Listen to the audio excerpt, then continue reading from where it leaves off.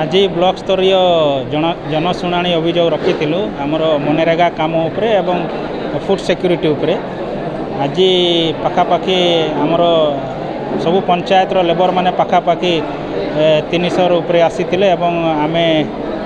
तांकर अभियोग शुणिथिलु एवं तांकर बेसिक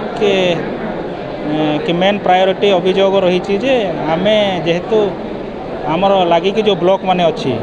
आमर बेलपड़ा खपरा खोल अच्छी से माने माइग्रेशन प्रोन ब्लॉक एवं से माने 300 दिन काम करुछंती एवं लेबर पेमेंट भी बेसी पाउछंती। तांकर अभियोग रहिला आम पाटनागढ़ जिते लेबर आसतिले से माने कहते आमको भी 200 दिन रु कि 300 दिन काम जोगाई देले एवं आमर जो लेबर पेमेंट जो डेली अच्छी ताको भी वर्धित करिले बढ़ाइले आमे लेबर माने सबू उपकृत हेबो बोले कि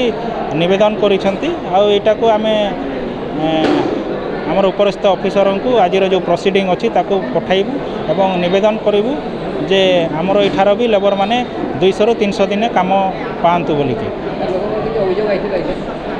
लोकंक पई एटा मु जॉइन करला दिन रु एटा आसीछि जे आमे 200 रु 300 दिन काम दियंतु बोली कि एवं